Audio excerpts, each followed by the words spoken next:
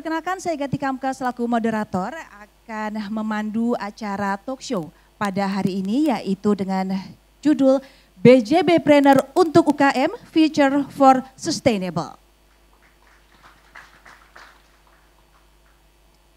Iya, berbicara mengenai UMKM. UMKM ini memiliki peran yang sangat penting untuk perekonomian di Indonesia.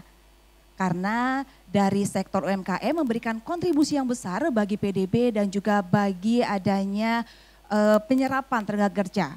Di mana di tahun 2023 lalu sekitar 90% UMKM ini menjadi faktor terbesar terhadap penyerapan tenaga kerja. Artinya UMKM ini memiliki peran yang penting untuk perekonomian Indonesia.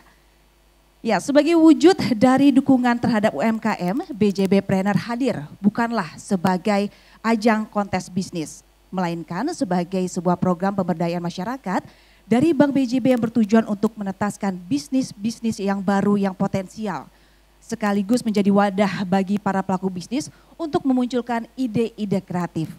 Dan untuk membahasnya lebih jauh mengenai tema tersebut, saya akan mengundang ketiga narasumber kita yang luar biasa yang hadir pada hari ini. Yang pertama adalah beliau merupakan penerima Eisden Award 2012 yang membawa perubahan dan inovasi di 65 lokasi terpencil Indonesia dengan inovasi listrik mikrohidro. Beliau saat ini menjabat sebagai anggota Dewan Pengarah Badan Riset dan Inovasi Nasional BRIN. Alumnus IPB ini mendedikasikan dirinya kepada pengembangan masyarakat, khususnya di desa. Bagi beliau, listrik bukanlah tujuan utama, tapi sarana untuk membangun manusia di desanya. Berbagai inovasi dilakukan telah mendorong inovasi di Indonesia bukan saja lahir di ruang kelas, tapi dari grassroots, di mana UMKM kita lahir dari sana.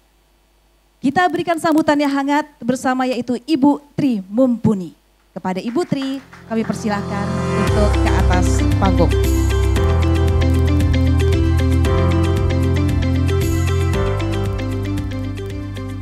Narasumber yang kedua selanjutnya, beliau berpengalaman 26 tahun sebagai konsultan di berbagai bidang industri di Indonesia. Beliau adalah Dewan Marketplace Inc. dan CEO Marketplace Institute, pengajar FEB UI, FBM ITB, MMT ITS, seorang konsultan, fasilitator dan pembicara publik, pemegang Certified Professional Marketer Asia Pasifik, Dewan Juri Good Design Indonesia, Kementerian Perdagangan Republik Indonesia. Dan juga beliau membidani lahirnya program Pasca Sarjana Eksekutif MBA Strategic Marketing dan juga Entrepreneurial Marketing MBA satu-satunya di Indonesia bekerjasama dengan Institut Teknologi Bandung. Kita berikan sambutan yang hangat Bapak Jeki Musri.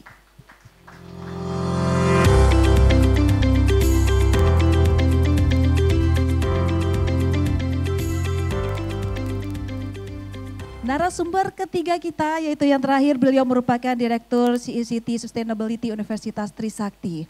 Beliau sudah 10 tahun berpengalaman dalam penelitian, pendampingan, konsultasi proyek di bidang tanggung jawab sosial CSR. Beliau adalah ahli di bidang pembangunan berkelanjutan, khususnya ISO 26000, Stakeholder Management, Conflict Resolution dan pendekatan pembangunan berkelanjutan lainnya. Banyak kerjasama dari BUMN ataupun swasta yang sudah dilakukannya dengan konsentrasi sustainability dan communicating entrepreneurship. Sehingga kewirausahaan bukan saja membawa profit, tetapi membawa dampak positif bagi masyarakat. Kita berikan sambutan yang hangat, Ibu Maria Ariesta Uta.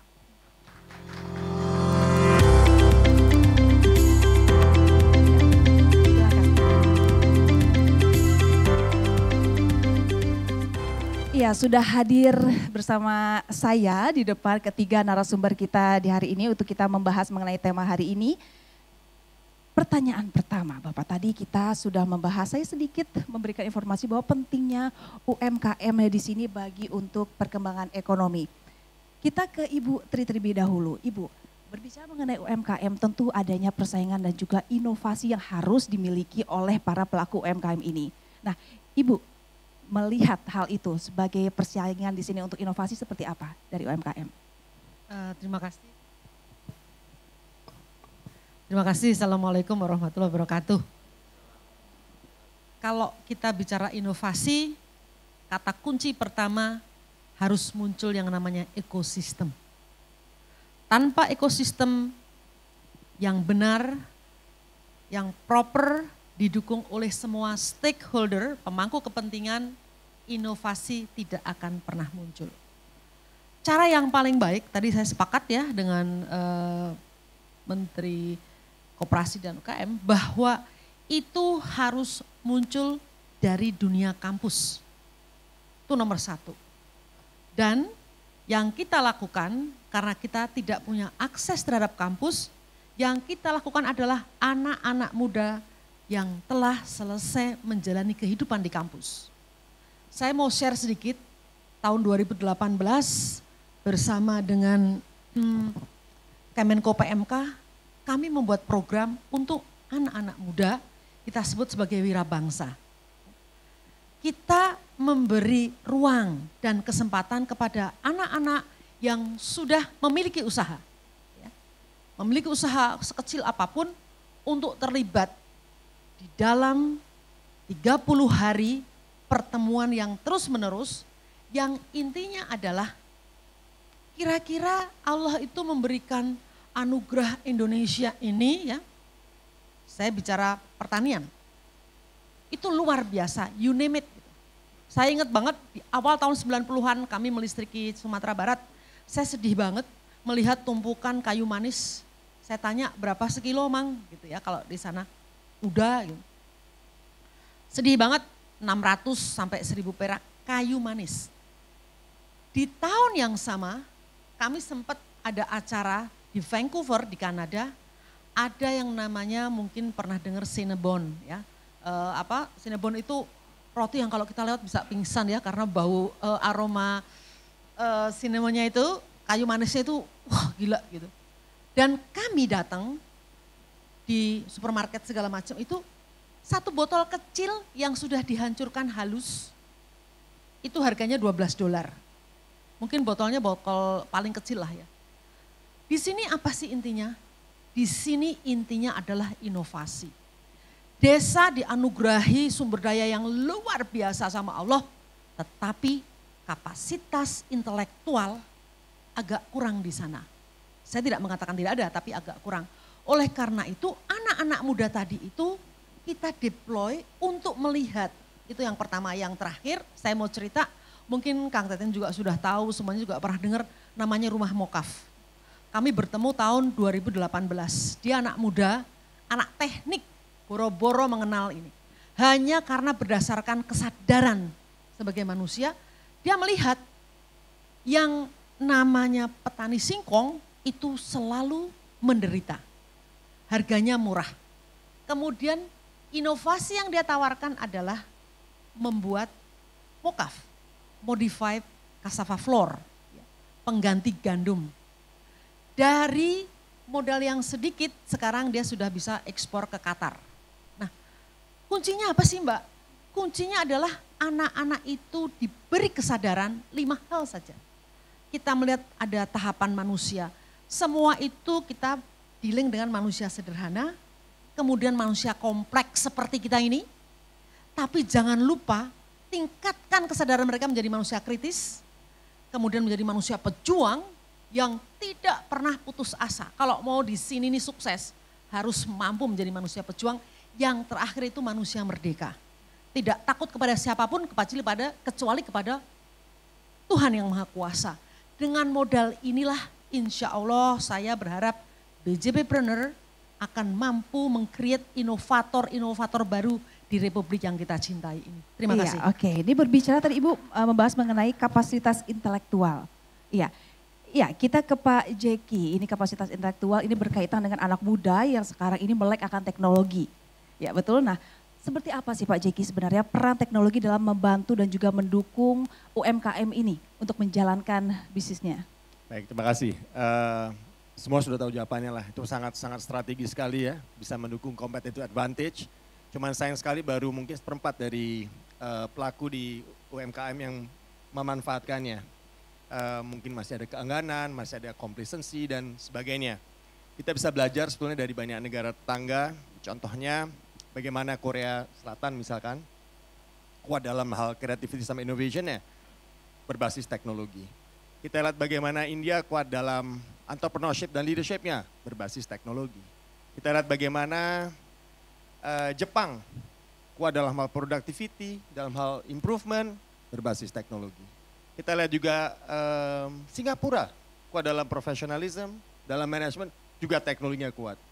China terlalu banyak contoh di depan mata kita sebetulnya. Dan kalau saya lihat kembali lagi upaya dari kementerian, dari perusahaan, swasta, BUMN itu sudah sangat kuat sekali ya. Jadi off taker dan sebagainya. Bahkan saya sampai merenung, apakah jangan ini udah terlalu memanjakan sekali, begitulah ya. Seperti itu. Jadi saya lihat sebenarnya mulainya bukan lagi dari beliau-beliau itu atau lembaga-lembaga itu, tapi dari entrepreneur itu sendiri, dari para pelakunya sendiri. Namanya juga UMKM, usaha. Dan itu kan usaha ya, yang memiliki itu adalah pengusaha. Jadi dia harus bersikap, berpikir, bertindak layaknya pengusaha dan memperlakukan bisnisnya usaha beneran itu. Seperti itu. Ada jadi spirit di situ benar, ya. seperti itu. Dan itu yang saya lihat dua hal ya. Punya usaha tapi belum tentu dia memiliki entrepreneurship. Punya usaha tetapi belum tentu dia dalam tanda kutip profesional. Nah ini kalau ngomong profesionalisme dalam UKM itu kan kita kak cuman UKM begitu ya. Nah stigma ini nggak boleh terjadi sebetulnya. Kita kan cuma nggak bisa. Stigma ini nggak boleh karena profesional itu artinya apa sih? Ada nggak catatan keuangan di kita? Banyak UMKM yang tidak punya catatan keuangan. Ya kalau tukang bakso itu mungkin nggak perlu, nggak apa-apa lah. Tapi kalau sudah benar-benar yang udah lebih besar dari itu, bagaimana dia mengukur productivity-nya kalau dia nggak punya catatan keuangan? Seperti itu. Nah kembali ke teknologi, itu yang saya lihat masih perlu didorong. Saya yakin dari kementerian, dari dinas bahkan mungkin dari perguruan tinggi itu sudah inkubator misalkan. Mengapa kalau kita tanya di inkubator, berapa yang sudah diinkubasikan? Wah sekian ratus, begitu ya. Lalu berapa yang masih survive? Cuman 7. Yang salah di mana? Saya kok menduganya kok bukan di inkubatornya ya. Mungkin lebih ke orang yang dulu diinkubasi itu. Dia yang benar harus memiliki determination, spirit untuk tetap sustain. Kalau nggak gitu gimana? Sama aja kita nyekolahkan anak di perguruan tinggi. Kita hanya bisa membekali ilmu. Dia mau sukses atau mau enggak, tadi Ibu udah bilang tadi ya, resourcesnya banyak banget gitu. Tetapi it's not about resources, it's about the capability to leverage resources itu dan mendevelop itu menjadi suatu kompetensi. Kalau nggak ada kompetensi, we cannot compete. Padahal kan cita-cita dari kementerian, jadi bangsa Indonesia adalah kita very competitive in the region and in the world. Dan yang menarik adalah apa? Saat ini Asia itu ekonominya udah mungkin kontribusi ke dunia itu mungkin 1/3 ekonomi dunia. Dan prediksi 2050 Asia itu akan menjadi 40% GDP dunia. Indonesia satu-satunya negara Asia yang ada di G20. So this is the momentum of Indonesia. Dan ini adalah momentum dari UMKM juga untuk benar-benar meleverage opportunity, momentum yang nggak akan terjadi 2 kali lagi. Ini saatnya. Demikian. Gunakan momentum itu ya Pak, exactly. Jangan sampai terlewat. Baik, kita ke Ibu Maria. Ibu setuju tidak dengan pernyataan dari kedua narasumber ini mengenai seperti apa sih kemajuan dari perkembangan UMKM dengan adanya dipengaruhi oleh tadi kapasitas intelektual dan juga adanya yang dimanjakan di situ. Bagaimana Ibu? Iya, izin ini sekadar sharing ya, karena hidup saya dan tim saya itu di lapangan. Kami memang mendedikasikan diri untuk bersama-sama dengan perusahaan, baik itu swasta maupun dari pemerintah ya, untuk mengembangkan masyarakat. Jadi kalau saya bisa berpendapat dari perspektif saya di tingkat tapak ya, karena kami memang kesehariannya bersama mereka, itu yang pertama adalah saya melihat Indonesia ini luar biasa. Karena saya sudah mengunjungi dari ujung Indonesia sampai dari barat sampai timur, dan saya melihat bahwa kita punya resource, kita punya alam yang luar biasa dan penting didukung oleh inovasi dan skill ya. Karena case yang kami hadapi adalah ketika kita dihadapkan pada pengembangan UMKM, yang pertama itu adalah setelah kami identifikasi dari beberapa wilayah yang kami dampingi, itu adalah mental model, kemudian mindset soal bisnis Bapak Ibu. Kebiasaan UMKM kita itu, mindset mereka itu kalau udah dapat pendapatan ya menurut mereka itu cukup. Ya cukup untuk menghidupi kehidupan mereka. Tapi ternyata setelah kita datang, kita tinggal di sana bisa 1 minggu sampai 1 bulan, kita memberikan edukasi, baru mereka mulai memahami. Dan penting sekali dengan keberadaan perusahaan, walaupun memang ada beberapa konteks, kalau dalam dunia bank ini kan memang kita fokus untuk pengembangan UMKM. Saya ambil contoh industri seperti mining dengan keberadaan mereka di lapangan, itu kalau kita turun lapangan, masyarakat tuh selalu bilang seperti ini sumber daya milik kami loh, untuk apa keberadaan mereka? Artinya itu adalah tantangan konflik sosial dengan perusahaan. Tetapi dengan keberadaan program TJSL di lapangan, misalnya untuk pengembangan UMKM dan ada di beberapa wilayah itu kita masuknya melalui ibu-ibu. Dan ternyata culture-nya itu ibu-ibu di situ itu ditakuti oleh bapak-bapak dalam konteks tertentu ya. Artinya kita masuk, kita memberikan pemahaman bahwa kalau kita mengembangkan usaha kecil, mereka bisa punya pendapatan, punya penghidupan yang lebih baik, maka kita harapkan mereka itu bisa menahan emosi bapak-bapaknya dan itu berhasil. Jadi tidak ada lagi konflik antara masyarakat dengan perusahaan. Dan dalam konteksnya industri perbankan ini penting sekali dengan adanya inovasi. Kenapa? Kalau kita lihat dalam perkembangan, saya ambil contoh kami pernah mendampingi beberapa desa wisata. Dalam lingkup desa wisata, di dalamnya itu ada banyak komunitas. Dan komunitasnya itu mereka berlomba-lomba untuk mengembangkan usaha-usaha kecil mereka. Ya. Nah, munculnya industri perbankan di situ sangat membantu mereka. Seperti contohnya untuk membayar menggunakan digital. Ya, digital, kemudian kita juga membantu dengan mendampingi mereka sampai meng-create marketing untuk media massa bahwa ini loh berada loh desa wisata di sini loh dengan segala sumber daya. Karena kalau dilihat dari sosial media itu sangat penting, signifikan sekali ketika kita mau mempromosikan.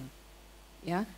Dan kendala yang ada di desa-desa kita, mereka belum punya pemikiran bahwa media sosial ini penting loh untuk marketingnya. Itu contohnya. Seperti itu yang kami alami di lapangan. Ya, artinya kendala-kendala di tengah masyarakat itu terlebih di daerah itu lebih ke culture ya Mbak ya. Ini tadi menarik bahwa ini peran ibu-ibu dan wanita ternyata memiliki andil yang besar untuk mempengaruhi ya Bu ya. Ya luar biasa. Ya, luar biasa ya perannya. Nah tadi Ibu mengatakan bahwa UMKM saat ini mindsetnya itu adalah kalau sudah berpenghasilan ya sudah cukup. Jadi artinya stuck begitu ya, tidak ada jiwa kompetitif ya Pak Jeki ya. Iya betul. Nah Ibu Tri melihat hal itu bagaimana Bu untuk mensiasati, menstimulasi dengan adanya perilaku-perilaku seperti itu bagaimana Bu siasatnya? Saya sebelum menjawab saya akan bilang ini kan ada sustainability di sini. Ya. Ada sustainability. Sustainability itu sebuah fitrah kalau menurut saya. Manusia hidup itu harus selalu mengingat carrying capacity. Jadi kalau saya harus menyimpulkan gitu ya, kepada anak-anak muda, gimana sih Bu yang benar? Yang benar adalah kemampuan seseorang untuk berusaha itu memang harus diperbaiki tapi tidak bisa dipaksakan. Tadi sekali lagi Pak Menteri mengatakan bahwa udahlah kita lewat kampus soalnya kalau lewat yang di bawah-bawah itu sulit mau diangkat kayak apapun juga. Kalau menurut saya tetap biarkan mereka, nature-nya, jangan dipaksa. Kalau mereka merasa bahwa oke deh saya cukup dengan 1 ton sebulan. Kalau yang sekarang kan nggak boleh, harus no, itu menyalahi fitrah, itu nggak sustainable.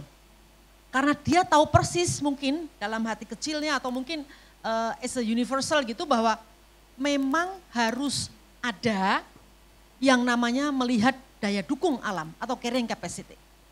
Dengan carrying capacity ini dia juga secara tidak langsung memberi space kepada orang lain untuk juga berusaha.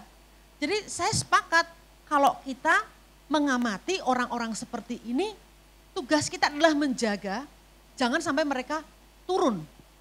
Tetapi kalau mau perlu orang yang reaching out ya, seperti commercial business itu saya katakan kurvanya, alfanya itu the limit is the sky gitu.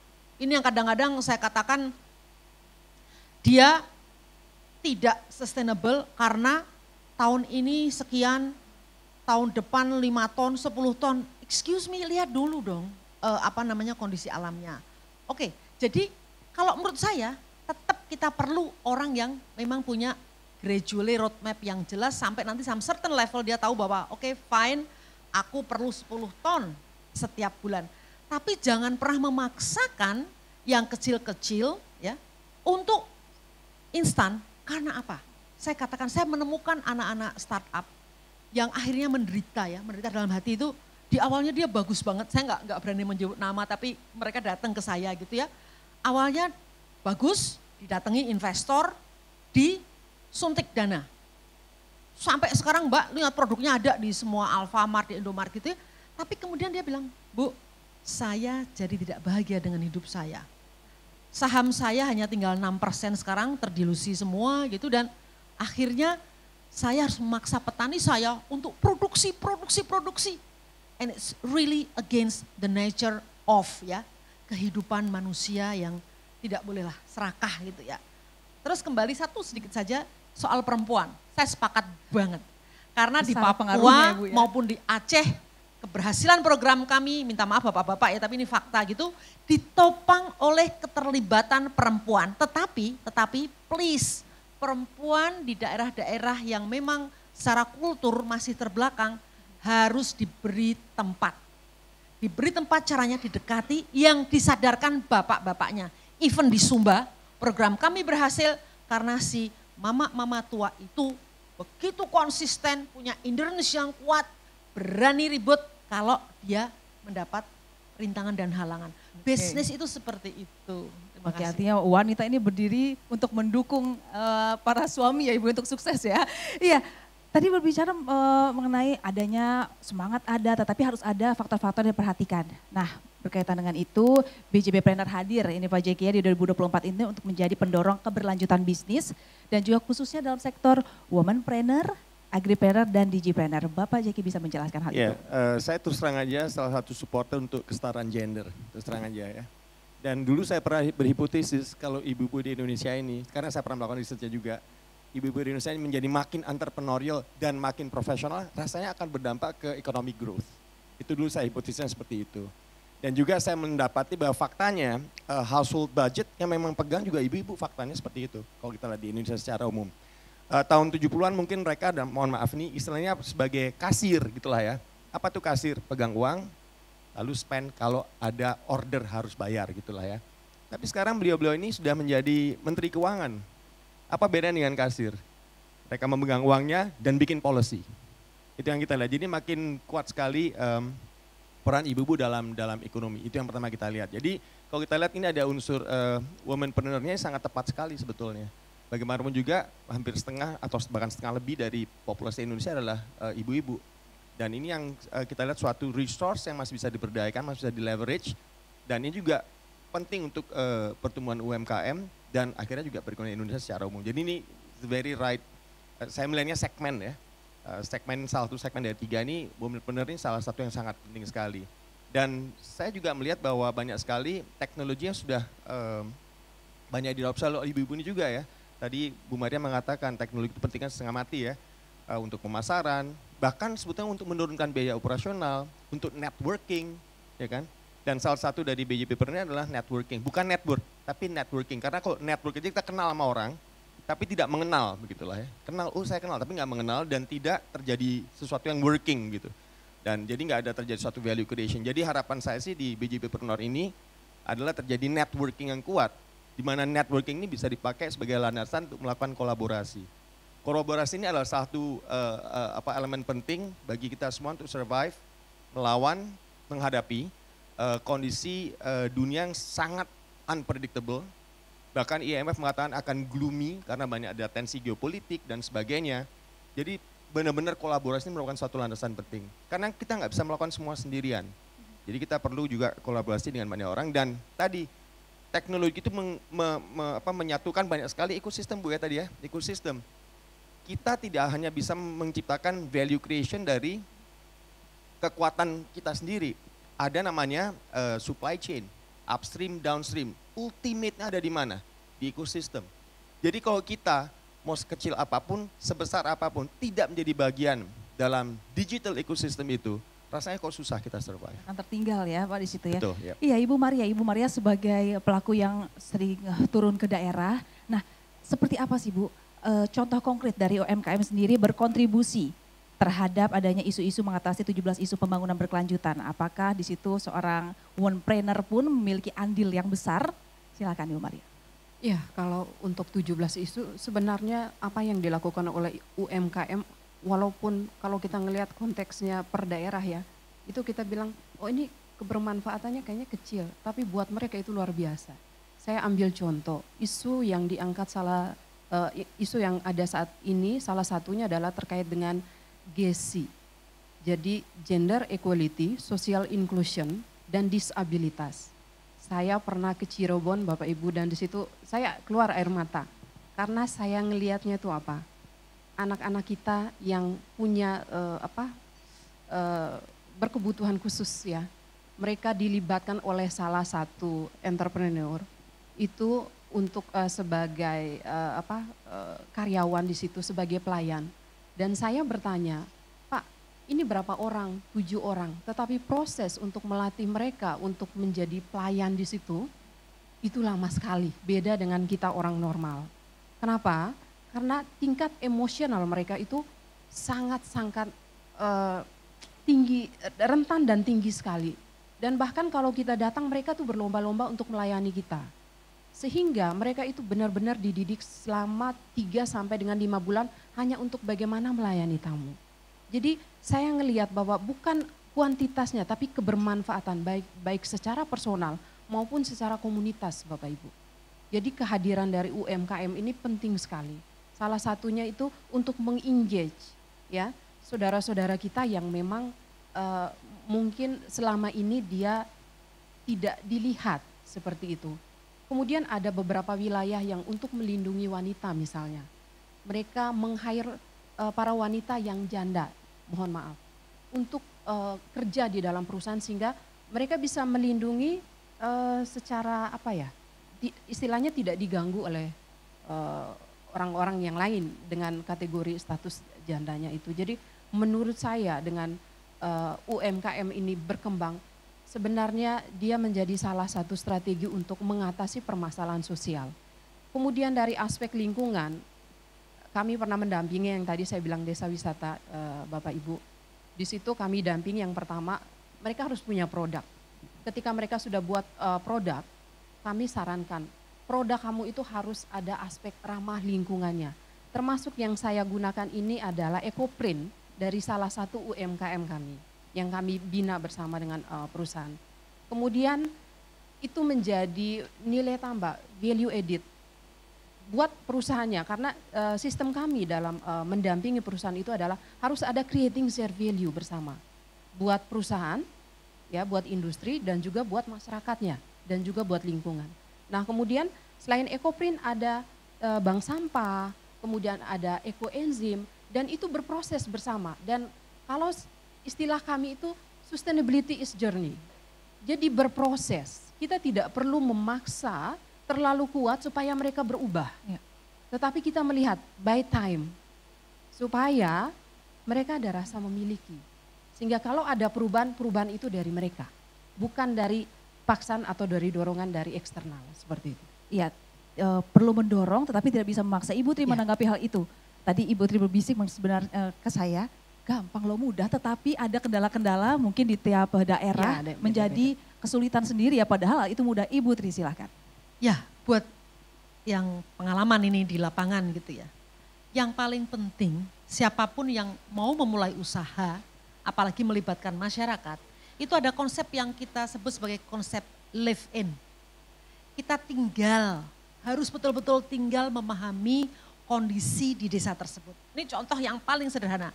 Kita waktu itu ingin kopi gayo ya tahun 2000 awal itu. Kopi gayo ini biarlah juga rakyat yang menikmati untuk bisa menjadi bahan yang bagus, added value-nya di desa. Sehingga tidak hanya yang dia jual yang mentah-mentah saja gitu kan. Yang kita lakukan, kita kirim tim untuk stay di sana ngobrol. Jadi begitu kita memulai sesuatu mengajak mereka, kita sudah tahu persis exactly mental modelnya, para petani di situ, kelompok-kelompok di situ siapa gitu. Soalnya kita datang itu bukan we know the best, terus everything controlled by elites. Ini kecenderungan desa-desa itu gitu. Apalagi anak-anak muda yang datang juga karena merasa kita sudah punya title, punya pendidikan gitu. Tapi yang kita lakukan adalah bagaimana kita mampu capturing, kalau bahasa yang pas itu capturing aspirasi ya masyarakat kelas bawah, capturing juga passion orang bawah, energi mereka sebagai manusia dan imajinasi. Karena orang-orang desa itu jangan dikira nggak punya imajinasi. Setelah kita mampu menangkap passion mereka, energi kemanusiaan mereka, kemudian imajinasi mereka, mulailah kita ngobrol dan yang menarik buat kami adalah mereka akhirnya paham, oh begitu ya bahwa kalau mau dikirim ke Amerika itu harus ada tahapan-tahapan gitu dan itu is a lifetime process gitu, nggak bisa langsung orang Jawa bilangnya sakdek saknyet gitu, nggak bisa gitu ya. Jadi semua melalui proses dan saya percaya bahwa proses itulah yang akan mendatangkan outcome yang terbaik dan benefit yang luar biasa. Oke, artinya adanya bimbingan dibutuhkan ya Bu ya, pembinaan. Nah Pak Jeki, tadi Ibu Tri membahas mengenai orang ini banyak, imajinasinya banyak, tetapi mungkin untuk menuangkannya atau mengaplikasikannya ada kendala-kendala. Nah bagaimana Pak, urgensi dari UMKM sendiri untuk menanggapi kendala-kendala tersebut dari ekosistem digital seperti itu? Ya baik, jadi sebetulnya kita harus mulai, kan kalau ada aspirasi dan sebagainya itu kita lihat dulu mulainya dari mana. Semua kreativitas mulainya harus dari problem dulu. Jadi bukan kreatif lalu bikin produknya lalu nggak laku dijual. Tetapi what is the problem yang mau ditangani? Problem di situ, problem kebanyakan supply, problem ini macam itu berangkat kreativitasnya dari situ. Baru nanti yang tadi Bu Mumpuni tadi bilang bahwa bisa inovasi dan inovasi ini yang menarik. Harus bisa memberikan solusi kepada orang yang membeli produk itu. And at the same time harus bisa mengimprove margin dari bisnisnya dia. Harus dua-dua. Gak bisa orang bahagia, wah produknya bagus, tapi dia miskin terus, gak bisa. Itu bukan a good business. Beli karena kasihan. Gitu. Nah itu dia, itu karena sering tidak enak ya itu Bu ya. Saya juga sering Ibu ke daerah-daerah segala macam, wajahnya adalah wajah, tolong dibantu Pak, kita nih Pak, ini kasihan. Berarti dia bukan entrepreneur. It's not a true business, belum jadi bisnis itu. Adalah kita dengar, gila gua butuh ini nih. Memberikan solusi kepada penggunanya, pembeli, customer. At the same time dia menikmati improvement dari margin, seperti itu. Nah, kemudian kembali lagi ke tadi Ibu Tri bilang bahwa, Ibu tadi juga bilang bahwa mereka dipaksa dan sebagainya. Sekarang pun juga sudah bergeser, kalau kita lihat investor sekarang, itu sekarang nggak cuma ngelihat dalam tanda kutip semestinya ya, free cash flow-nya, wah profitnya berapa, tetapi sudah sekarang ini per 1 Januari resmi tuh, ada namanya penerapan IFRS S1 dan S2 yang terkait dengan sustainability dan climate change. Ya. Dan itu ESG menjadi bagian dari keputusan investor. Jadi harapan kita ke depan, investor juga akan melihat harus maksa-maksa terus, dia akan melihat tadi aspek ESG-nya.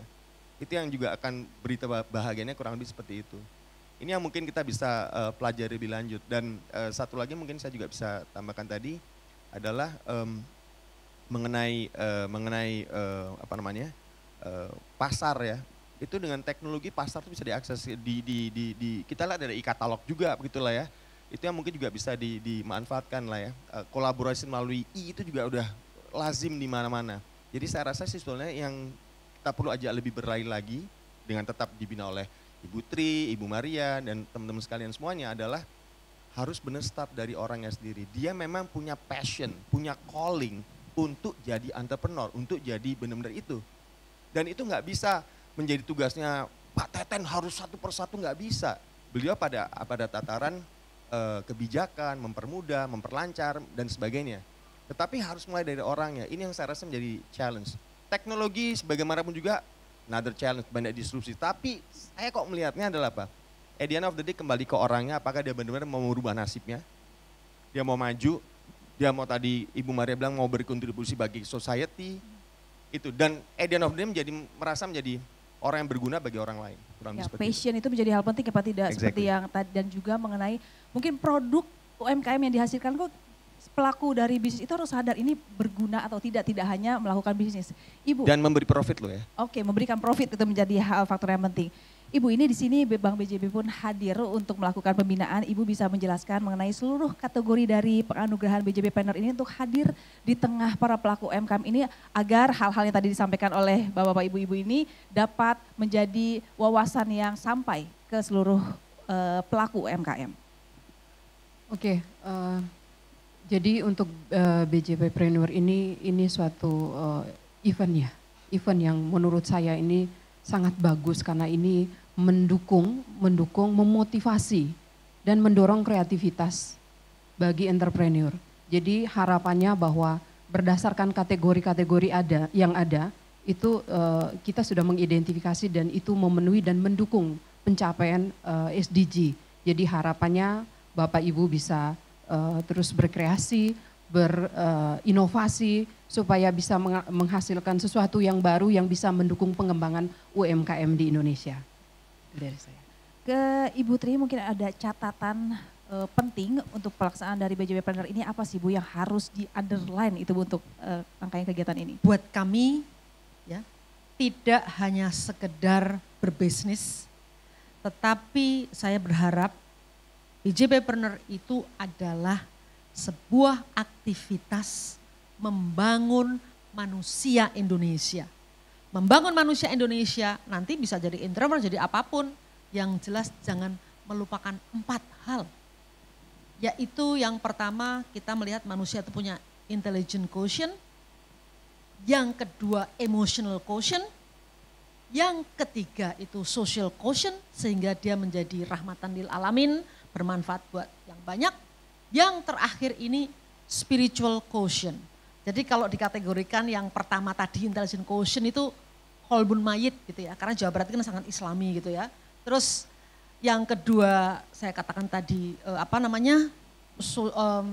emotional dan social quotient itu kolbun marit.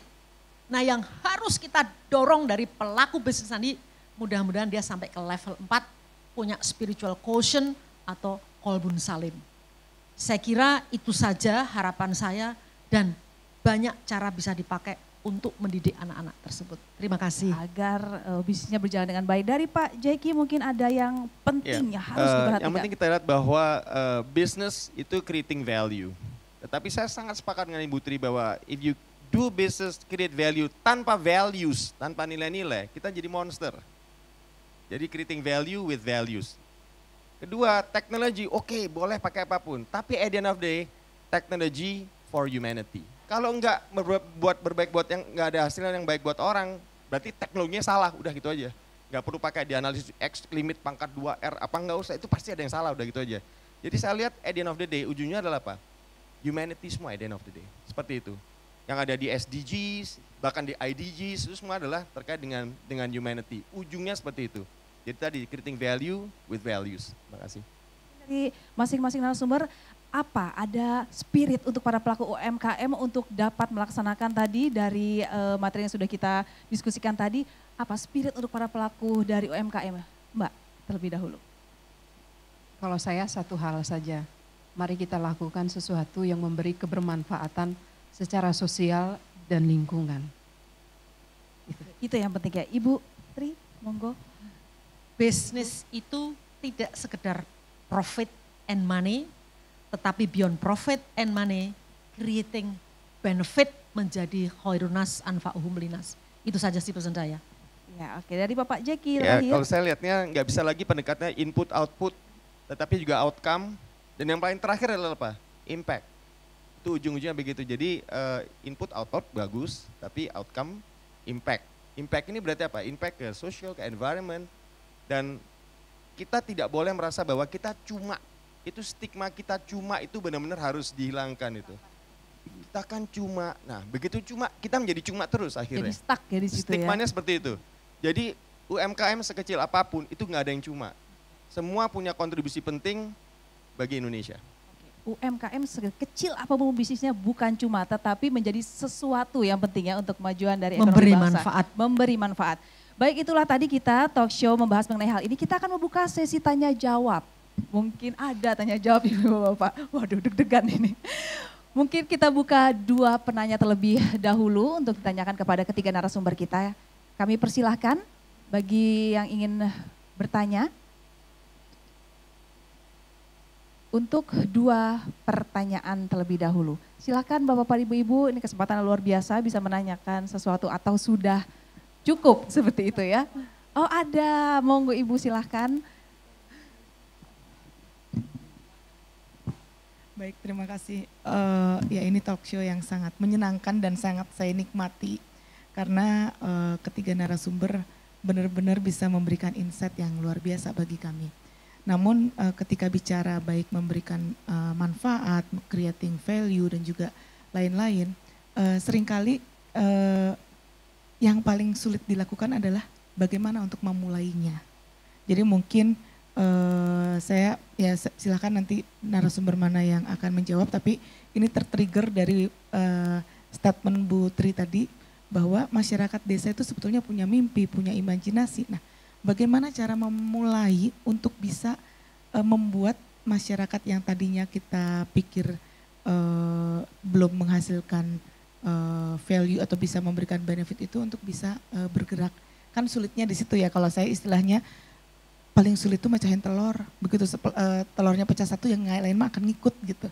Nah itu kira-kira tipsnya gimana? Ada 3 Bu sebetulnya. Sorry aku langsung jawab, mumpung ingat. Yang pertama itu unlock the capability and potential. Tugas kita itu unlock, bagaimana kita mampu membuka peluang itu.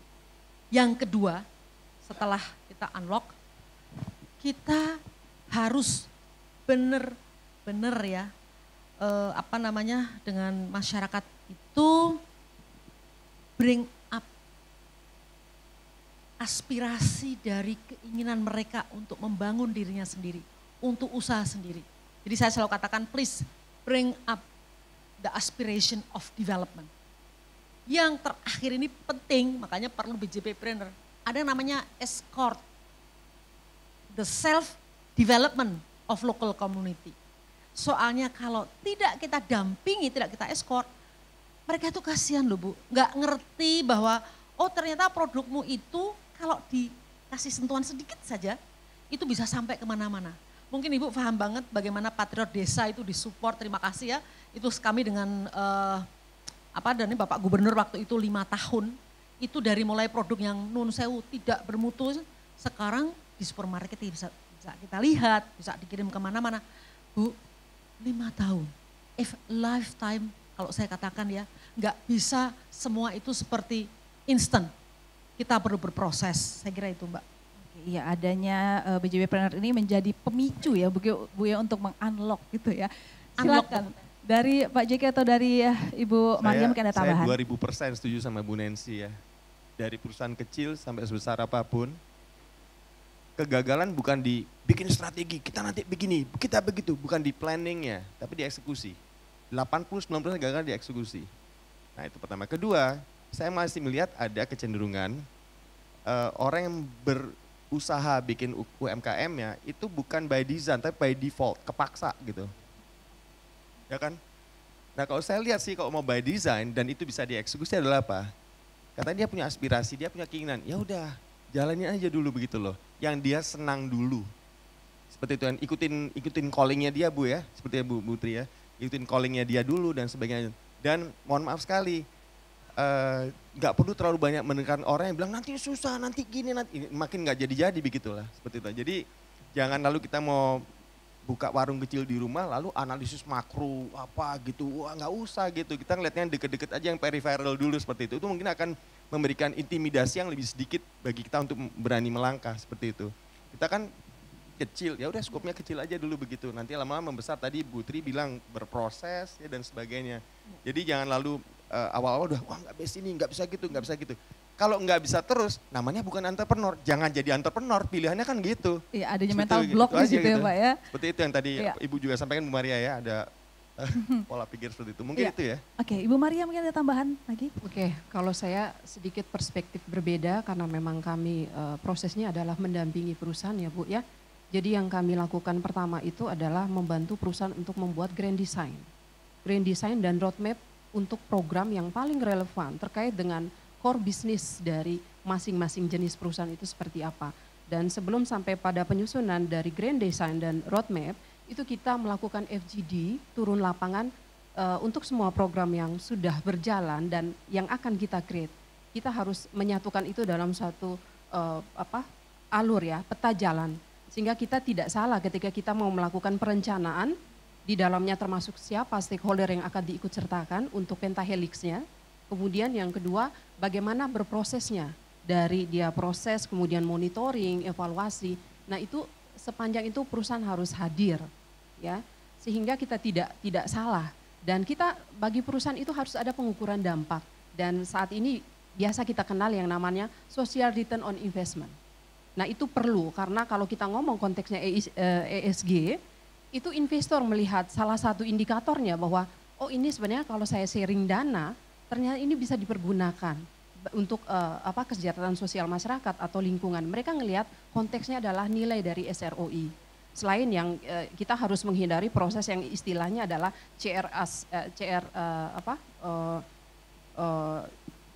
corporate social responsibility washing, itu harus dihindari. Makanya dalam berproses baik dari sisi grand design sampai dengan pengukuran dampak itu pelaporan dan data-data harus jelas, Ibu. Nah, kalau dibilang bahwa supaya program itu bisa berjalan, maka kita harus tahu program yang kita desain dari awal sampai nanti pada saat kita melihat apakah dia punya kebermanfaatan dan mencapai target yang direncanakan sejak awal, nah itu yang harus dilihat. Seperti itu kalau dari saya. Terima kasih. Ya baik, terima kasih kepada narasumber untuk jawabannya. Ya, kita buka mungkin 1 atau 2 pertanyaan lagi. Iya silakan, ada 2 pertanyaan.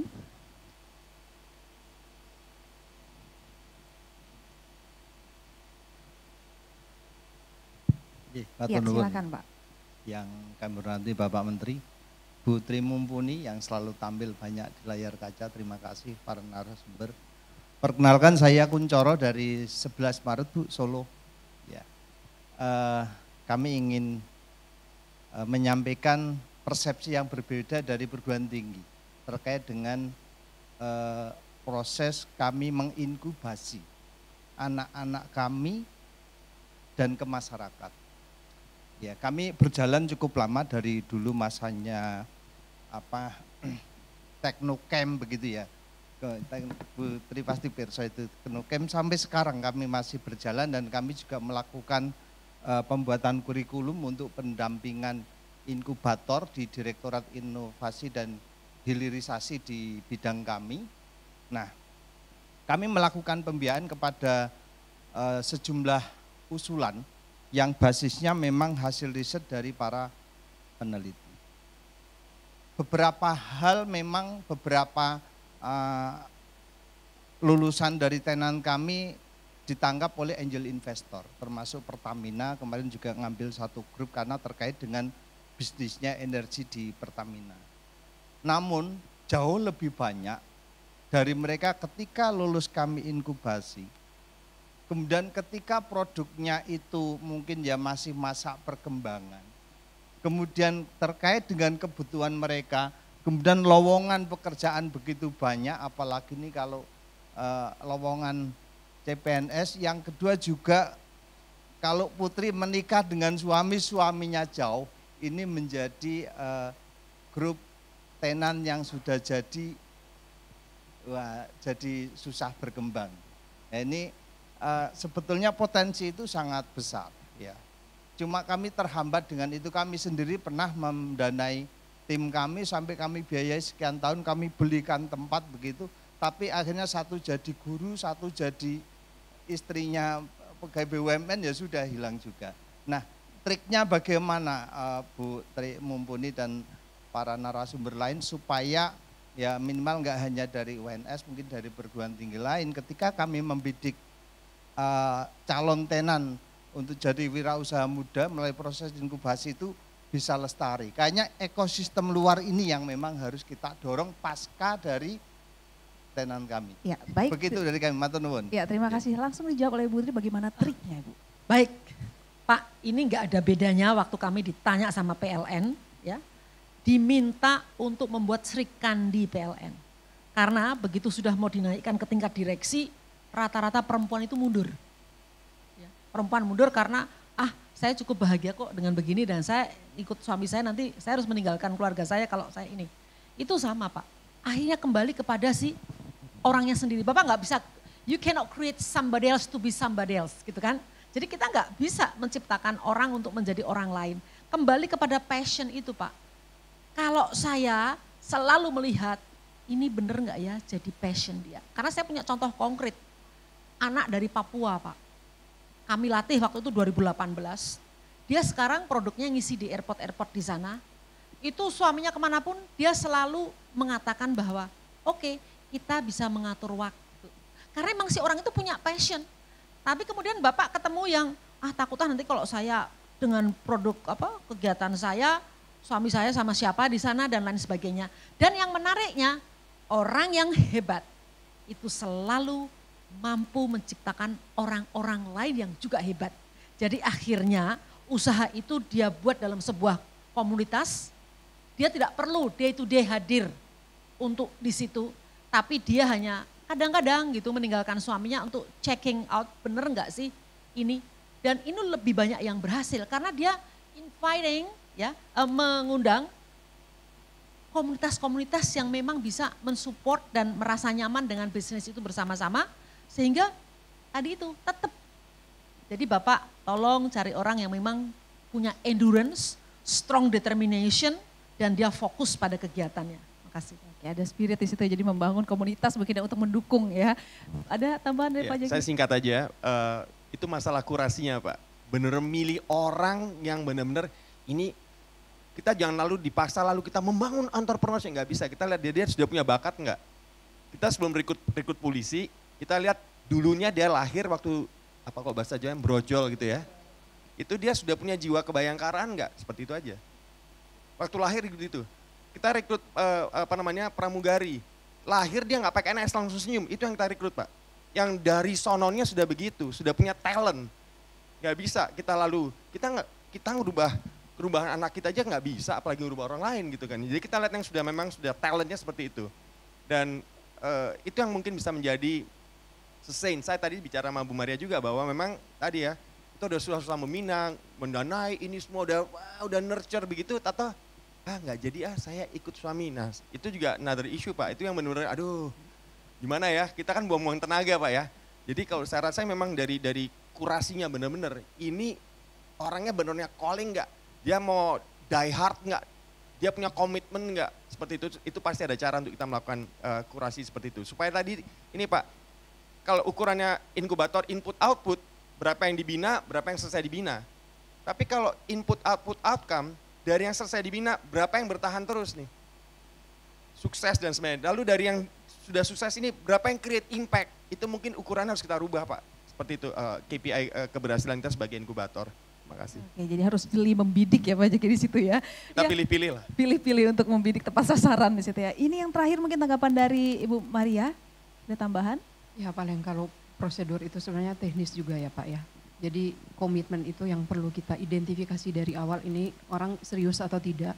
Kemudian kita di awal pun harus mengeluarkan istilahnya do and don't-nya. Jadi apa yang wajib dia lakukan, apa yang tidak boleh. Kalau tidak boleh punishment-nya apa. Nah itu yang mungkin harus di-clear-kan dari pihak Bapak juga seperti itu. Ya itu dari saya. Ya baik, terima kasih, kita cukupkan terlebih dahulu untuk pertanyaannya. Karena waktu sudah selesai Ibu.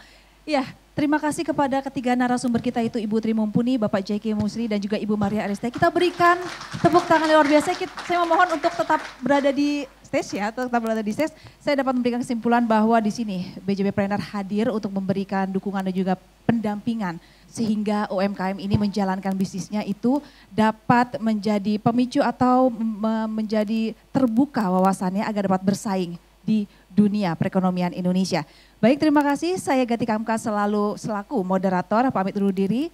Terima kasih. Selamat siang. Wassalamualaikum warahmatullahi wabarakatuh. Waalaikumsalam warahmatullahi wabarakatuh.